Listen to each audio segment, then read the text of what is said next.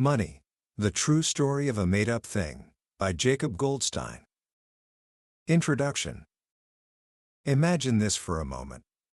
It's the 1860s. A French opera singer, a woman named Mademoiselle Zélie, is on a world tour. She finds herself on a tiny island in the South Pacific, a place where the familiar jingle of coins is a foreign sound. But the show must go on. She and her troupe agree to sell tickets for whatever the islanders can offer. And the show is a smash hit. They sell over 800 tickets. After the final encore, Zélie stands backstage, not counting a box office full of cash, but surveying her earnings. And what a haul it is! She writes a letter to her aunt, cataloging her payment: 3 pigs, 23 turkeys, 44 hens, 5,000 coconuts, 1,200 pineapples, and the list goes on. In Paris, this would be worth a small fortune. But here, on this remote island, she's faced with a very strange problem. What on earth is she supposed to do with all of this? How do you turn a mountain of coconuts into a trip home? To keep her pigs alive, she has to feed them pumpkins. The turkeys and chickens? They get the bananas and oranges. It's a funny story, isn't it? But it holds a profound secret about the world we live in. We tend to think of money as something solid, real, almost like a law of nature. It feels cold, mathematical, and permanent. But as author Jacob Goldstein reveals in his brilliant book, Money, the True Story of a Made-Up Thing, that couldn't be further from the truth. Goldstein, a longtime host of NPR's Planet Money, takes us on a journey that shows us money for what it truly is: a shared fiction. A collective story we all agree to believe in. It's not a discovery, like fire or gravity. It's an invention, like the novel or the airplane. And because it's an invention, it has a history, a wild, messy, and deeply human story full of gamblers, murderers, kings, and geniuses who, in moments of crisis and inspiration, changed the story of money, and in doing so, changed the world. Today, I want to share that story with you. By the end of our time together, you won't just understand what money is. You'll see the hidden forces that shape our economies, our societies, and even your own future. You'll understand that this made-up thing we call money is one of the most powerful inventions in human history, and its story is far from over. Book summary. So, where does money really come from? If you're like most people, you probably heard the simple, logical story in school. Once upon a time, people bartered. A farmer who had too many chickens but needed a pair of shoes had to find a shoemaker who just happened to be hungry for chicken. It was inefficient. So, to make life easier, society invented money as a convenient tool for exchange. It's a clean, elegant story. And according to historians and anthropologists, it's almost certainly not true. The real story of money is much stranger and more interesting. It isn't born from simple, impersonal trades. It's born from the deepest parts of the human experience, from blood, lust, and social obligation. In ancient societies, trade wasn't like a trip to the supermarket. It was often part of formal rituals, with strict rules about giving and getting. If you wanted to marry someone's daughter, or if you had, say, accidentally killed their brother, there were specific things you had to give as payment. In some cultures, it was cattle. In others, cowrie shells. Among Germanic tribes, it was rings of gold or silver, a payment known as wargild, or man payment, to resolve a murder. These objects, shells, teeth, weren't quite money as we know it, but they were the beginning. They became a way to store value, a common token for life's most important transactions. In some islands in the South Pacific, the most valuable items were pigs with long, curved tusks. An entire economy of borrowing and lending these pigs developed, with interest rates based on how fast the tusks grew. Fights over pig debts often ended in murder. So from its very beginning, money was wrapped up in our most intense emotions. But this system of gifts and obligations couldn't scale up to run a city. As the first great cities emerged in Mesopotamia over 5,000 years ago, a new problem arose: how to keep track of who owed what to whom. The solution was brilliant. People started sealing little clay tokens inside hollow clay balls to represent debts. A cone-shaped token might stand for a measure of barley. A disc might mean a sheep. If I gave you a clay ball with 6 discs inside, it was an IOU for 6 sheep. Eventually, some clever accountant realized they didn't need the tokens inside the ball at all. They could just press the shapes into the wet clay on the outside. And from there, it was a short leap to ditching the ball and just making marks on a flat clay tablet. This, right here, was the invention of writing. The first writers weren't poets or storytellers, they were accountants, keeping track of debts. For a long time, that's all writing was. Not love poems, just IOU 6 sheep. For thousands of years, civilizations could run this way, on tribute and redistribution, often without anything we'd recognize as money. The Incas built a massive, complex empire without any money at all. The government told people what to grow and what to make, then took it all and handed it back out. They had mountains of gold and silver, but they used it for art and worship, not for commerce. Money, for them, was a fiction they had no use for. So what changed? Where did the money we know, the kind you can hold in your hand, come from? For that, we have to travel to ancient Greece, around 600 BC.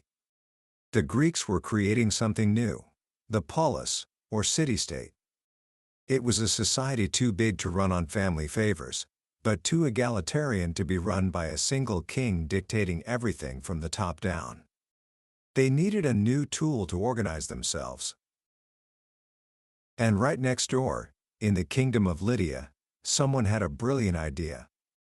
The Lydians were mining a lot of electrum, a natural mix of gold and silver. To figure out its value, you had to assess the gold-to-silver ratio in every lump. It was a hassle. So, they started making standardized lumps of a consistent quality, breaking them into standard sizes, and stamping them with the image of a lion. Suddenly, every lump of a given size was worth the same as every other. The Lydians had invented coins. Coins and the Greek city-states were a perfect match. The Greeks went wild for them. This simple invention transformed daily life. The agora, once a public square for speeches, became the market, a place where ordinary people could buy and sell figs and pots and everything else. The very idea of a wage emerged. Poor workers no longer had to sign on to a farm for a year in exchange for food and shelter. They could work for a day and get paid at the end of it. This gave them a new kind of freedom. They could leave if they were treated badly. But it also made them more vulnerable. Now, no one was responsible for feeding them. They were on their own. This is the fundamental trade-off of money that has echoed through the centuries. It makes us more free, but also more isolated. It dissolves the old bonds of community and replaces them with the cold, hard logic of the transaction. Once coins took root in Greece, they took over the world. But metal coins are heavy. What if money didn't have to be made of something valuable? What if it could just be paper? For that leap, we have to travel across the world to China, 1,000 years later. In the 1200s, when Marco Polo returned to Europe from his travels in Asia, he told a story so unbelievable that people thought he was a liar. He told them that in China, the great ruler Kublai Khan could make people accept pieces of tree bark, made into something like paper, as if they were pure gold. Polo was telling the truth. He had witnessed a radical monetary experiment that wouldn't return to the West for hundreds of years. The story begins around 1000 AD in the Chinese province of Sichuan. Unlike the rest of China, which used bronze coins, Sichuan used iron. Iron isn't very valuable, which meant the coins were incredibly heavy. To buy a pound of salt, you needed 1.5 pounds of iron coins. Imagine doing all your shopping with only pennies. A clever merchant in the capital city had an idea. He let people leave their heavy iron coins with him and, in exchange, gave them fancy paper receipts. These receipts were like coat check tickets for coins. Soon, instead of going through the hassle of retrieving their coins, people just started using the paper receipts to buy things. The paper itself became money. When the government took over the printing of paper money, it unleashed an economic revolution hundreds of years before Europe's. Trade exploded. Technology improved. Movable type and the magnetic compass were invented. Farmers learned new techniques, and books spread this knowledge across the country. For the first time in history, we see a society where lots of people, not just the elite, were getting richer over time. Cities boomed. A restaurant scene appeared in the capital, Hangzhou, with noodle shops and fancy establishments serving dishes like goose with apricots. Then, the Mongols rode in. Kublai Khan, Genghis Khan's grandson, loved the idea of paper money. It was so much easier to move than metal. He created a new paper currency and made it illegal to use bronze coins for trade. But here's where the experiment got truly radical. At first, the paper notes were like those old receipts. You could, in theory, exchange them for treasure. But after a couple of failed invasions of Japan, Kublai Khan needed money. He issued a new kind of paper money that was no longer redeemable for silver or bronze. The paper was just paper. It was money backed by nothing but the power of the state and the belief of the people. It was a monetary miracle. For 300 years, China was arguably the most technologically advanced and richest civilization on Earth. But this golden age didn't last. A new Chinese dynasty, the Ming, drove out the Mongols. And the new emperor, Hongwu, hated merchants and markets. He dreamed of a simpler, agricultural past.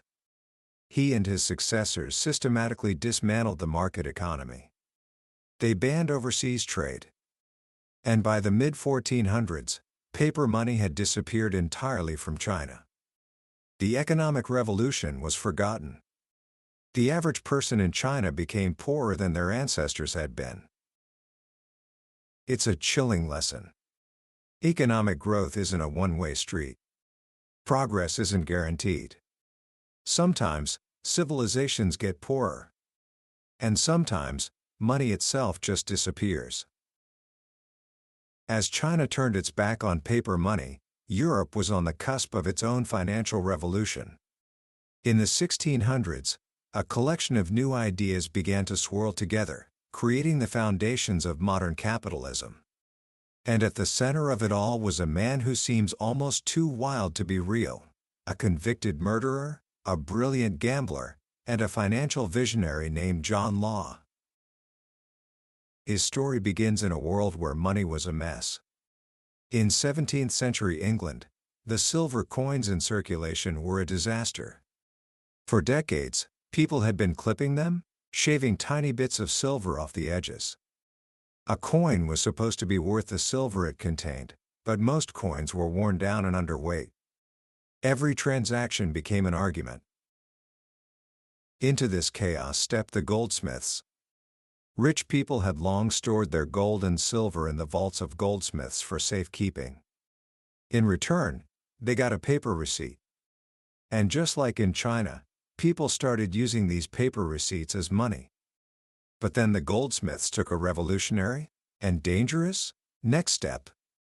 They realized that not everyone came back for their gold at the same time. Most of it just sat there. So they started lending out the gold they were supposed to be guarding. Or, even better, they started issuing more paper receipts as loans than they had gold in their vaults. They were, in essence, creating money out of thin air. This is the birth of what we now call fractional reserve banking, and it's how most money in the world is still created today. When you deposit money in a bank, the bank lends most of it out to someone else. Your money is now in two places at once. It's a system that's both essential and incredibly fragile. If everyone with a claim check, or a bank account, comes back at the same time and demands their gold, or their cash, the whole system collapses. This is called a bank run. And in 1672, when King Charles decided to stop paying back the money he'd borrowed from the goldsmiths, London had its first major bank run.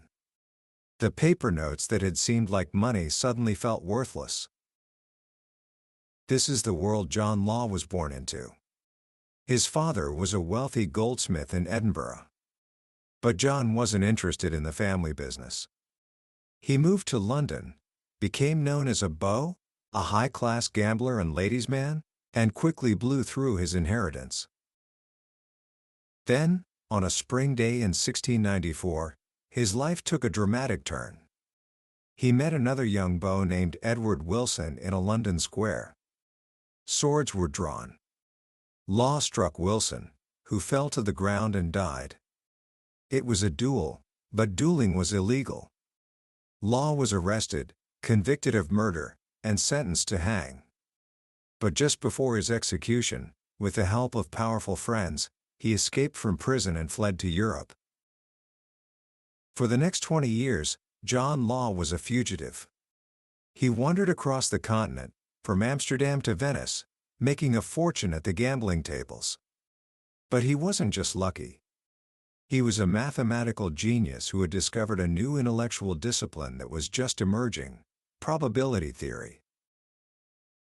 For thousands of years, people had gambled. But they thought of outcomes as luck or divine will. They never did the math. Then, a few brilliant minds like Blaise Pascal started to calculate the precise odds of winning or losing. They realized the future, as uncertain as it was, could be understood with numbers. At a gambling table in the 1700s, this was like having a superpower. Law understood the odds better than anyone, and he won consistently. This new way of thinking wasn't just for games. It began to change how people thought about everything, including life and death. Governments at the time raised money by selling annuities. You'd pay a lump sum, and the government would pay you a fixed amount every year for the rest of your life. It was a bet on how long you would live. But no one knew the odds. In England, an annuity cost the same whether you were a teenager or an old man, so people bought them for their kids, who were likely to live a long time and cash in. It was a terrible deal for the government. Then the brilliant mathematician Edmund Halley used birth and death records from a European town to create the first life tables, calculating the probability of dying at any given age. This was revolutionary. It was the birth of the insurance industry and a new, colder, more mathematical way of looking at the human experience. As Law gambled his way through Europe, he was also studying these new financial innovations. He saw Amsterdam getting rich with its public bank and the world's first stock exchange, where people could buy and sell shares in the Dutch East India Company, or VOC. The VOC was the world's first modern multinational corporation, and its stock was open to anyone, from directors to their maids. For the first time, you could sell your share of a company to anyone who wanted to buy it, transforming a long-term investment into something you could turn into cash at a moment's notice. Finance, as the author puts it, is like time travel. It moves money around in time, matching people who have money now with people who need it now but expect to have more later. Law saw all of this and had a vision. He believed he could take these scattered ideas, paper money, a central bank, a stock market, a trading company, and weave them together into a single, powerful system that could rescue a bankrupt nation. After years of pitching his ideas to unimpressed European rulers, he finally found his chance in France. In 1715, King Louis XIV died, leaving France on the verge of collapse. The new ruler was a regent, the Duke of Orleans, who happened to be a debauched nobleman and one of John Law's old drinking buddies. Suddenly, Law, the fugitive murderer, had the ear of the most powerful man in France. He convinced the regent to let him start the country's first real bank, the Banque Générale. It started small, based out of Law's own house. But with the regent's backing, it grew. Then came the masterstroke. Law launched a trading company called the Mississippi Company, which was granted a monopoly on all of France's trade in its vast North American territories. The plan was audacious. Law would allow French investors to trade their government bonds, which the bankrupt government was struggling to pay, for shares in his company. They could trade a risky IOU from a boy king for a piece of all the supposed riches of the New World. At first, no one was interested. But Law was persistent. He used his bank to print more paper money, making it easier for people to buy shares. He created a frenzy by requiring people to own old shares before they could buy new ones, driving the price up and up. Soon, all of Paris was caught in the grip of Mississippi fever. The street outside the company's office was mobbed daily with princes and servants, all desperate to buy shares. The word millionaire was invented to describe the people getting rich overnight. John Law himself became the wealthiest non-royal in Europe. He took over France's tax collection, had a monopoly on all foreign trade, and could literally print the nation's money. For a moment, it seemed to work. The French economy boomed. But there was a problem. The promised riches of Mississippi, the Emerald Mountains and silver deposits, were a fantasy. The colony was mostly a malarial swamp. The value of the company's stock was based not on real profits, but on pure speculation, fueled by the ever-increasing supply of paper money from Law's bank. Finance had become disconnected from the real economy. Inflation soared. Law tried to regain control. He made it illegal to own large amounts of gold, trying to force people to use his paper. But the bubble had popped. People rioted in the streets, demanding to exchange their worthless paper for silver. The system collapsed. John Law, once the financial savior of France, was forced to flee the country in disgrace, his grand experiment in ruins. He died a few years later in Venice, gambling to survive. Law's story is often told as a cautionary tale of a con man. But the author suggests something deeper. Law's system failed because he had too much power. In an absolute monarchy like France, there was no one to push back, no tension to keep the system in balance. For modern money to work, you need that push and pull between government and bankers, lenders and borrowers. In the decades after Law's death, the world stumbled into a new economic universe. For most of human history, the average person did not get richer over time. Life was a zero-sum game. But starting around 1800, with the Industrial Revolution, that changed. Suddenly, it became possible for everyone to have more money. To understand this incredible shift, the author tells the story of light. An economist named Bill Nordhaus once asked a simple question: how has the price of artificial light changed throughout history? He measured it not in dollars, but in the amount of work it took a typical person to earn an hour of light. In ancient Babylon, burning sesame oil, a full day's wages could buy you just 10 minutes of light. 4,000 years later, in the 1700s, using whale oil, a day's wages could buy you about an hour of light. A tiny improvement over 4 millennia. Then, the Industrial Revolution hit. New technologies, funded by new financial tools like the corporation and the patent system, led to an explosion in productivity. With the invention of the kerosene lamp, a day's wages bought 5 hours of light. And with Thomas Edison's light bulb, the price of light plummeted so dramatically it almost becomes meaningless. Today, a day's wages can buy you over 20,000 hours of light. We have so much cheap light we don't even think about it. This story isn't just about light. It's about everything. We figured out how to get profoundly more food, clothing, and, well, stuff, for each hour of work.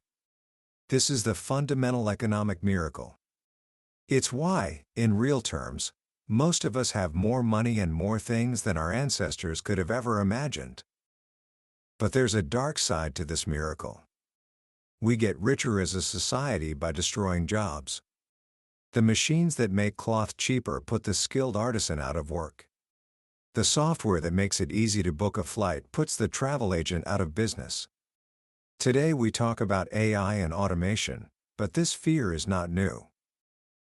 In the early 1800s, in England, a group of skilled textile workers saw new machines taking their jobs, and they decided to fight back. They called themselves the Luddites. They weren't anti-technology fanatics, they were people whose livelihoods were being destroyed. They launched a secret war, smashing the new machines in nighttime raids. They were led by a mythical figure, General Ned Ludd, who was said to live in Sherwood Forest like Robin Hood. But the government cracked down hard. Many Luddites were hanged. Their rebellion was crushed.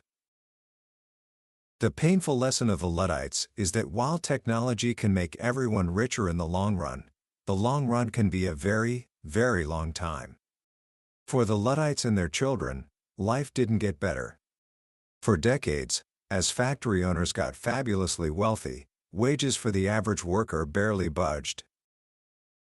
The same era that gave us the Industrial Revolution also gave us a new international monetary system, the gold standard.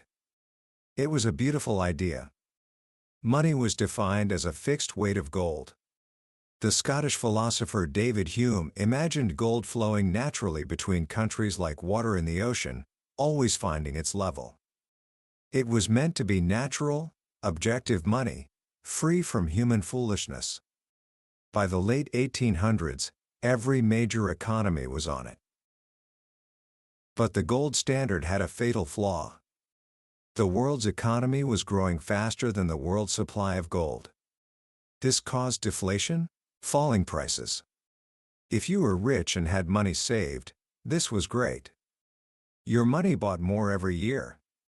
But if you were a farmer who had borrowed money to buy land, it was a disaster. The value of your debt stayed the same, while the price you got for your crops kept falling. You had to work harder and harder just to stay in the same place. This led to one of the great political battles in American history. Farmers and workers, led by the fiery orator William Jennings Bryan, demanded that the U.S. add silver back into the money supply to create inflation and ease their debts.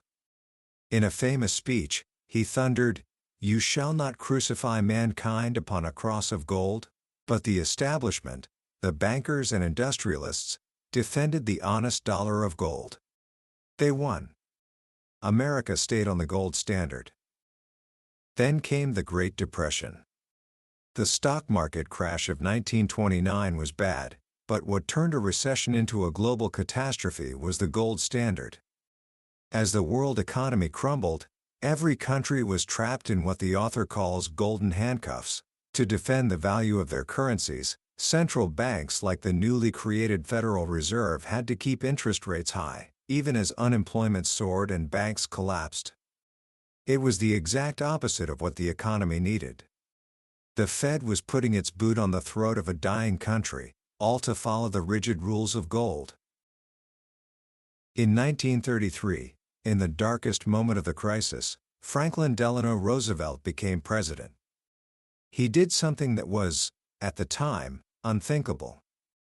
He took America off the gold standard. He made it illegal for citizens to own gold, forcing them to turn it in to the government. One of his top advisors walked out of the White House that night and said, "This is the end of Western civilization." But it wasn't the end. It was the beginning of a turnaround. Once freed from the golden handcuffs, the government could finally start fighting the Depression. Prices stopped falling. The economy began to recover. The same pattern held true around the world. The sooner a country abandoned the gold standard, the sooner it started to heal. Roosevelt's great genius was to recognize that the gold standard wasn't a law of nature. It was a choice. And America could choose something else. This was the birth of the money we use today, fiat money, backed by nothing but trust in the government that issues it. This brings us to our modern world. And if you think the story of money has gotten less weird, you'd be wrong. In the decades leading up to 2008, a whole new kind of money and a new kind of banking system grew up in the shadows, almost completely unnoticed. It started with a simple idea from two guys named Bruce Bent and Harry Brown. In the 1970s, they invented the money market mutual fund. It allowed small investors to get the higher interest rates that were usually only available to big players. They designed it to feel just like a bank account. You put in $1, you could take out $1. The price was always fixed at $1 per share. They called it breaking the buck if it ever fell below that. These funds became wildly popular. By the 2000s, corporations and pension funds were parking trillions of dollars in them. This vast pool of cash needed a place to go, and Wall Street investment banks were happy to borrow it. This created a massive, unregulated shadow banking system. It was doing the same thing traditional banks do, borrowing short-term and lending long-term, but with none of the safety nets, like deposit insurance. It was a bank run waiting to happen. And in September 2008, it happened. When the investment bank Lehman Brothers went bankrupt, it owed hundreds of millions of dollars to one of the oldest money market funds, the Reserve Primary Fund, the very fund started by Bruce Bent. Suddenly, that fund was worth less than $1 a share. It broke the buck. Panic ripped through the shadow banking system. Everyone tried to pull their money out at once. It was the biggest bank run in history. And it nearly brought down the entire global economy. To stop the collapse, the U.S. government had to step in and do something unprecedented. It guaranteed the money in money market funds, just like it guarantees money in a regular bank. In that moment, this new, strange, shadow money became real, official money. The story of the euro is another modern tale of the promises and perils of money. It was born from a political deal after the fall of the Berlin Wall. France and other nations were terrified of a newly reunified, powerful Germany. The French president, François Mitterrand, told the German chancellor, Helmut Kohl, that he would support reunification only if Germany agreed to give up its precious currency, the Deutschmark, and join a new, shared European currency. It was a wild experiment. What happens when a dozen different countries, with different economies and cultures, all decide to use the same money? For a while, it looked like a miracle. Interest rates across Europe converged. Poorer countries like Greece and Spain boomed. But they had given up a crucial tool. They could no longer print their own money to fight a recession. When the 2008 crisis hit, they were trapped. Germany, the economic powerhouse, demanded austerity, deep cuts in spending, in exchange for bailouts. Unemployment in countries like Greece and Spain soared to catastrophic levels.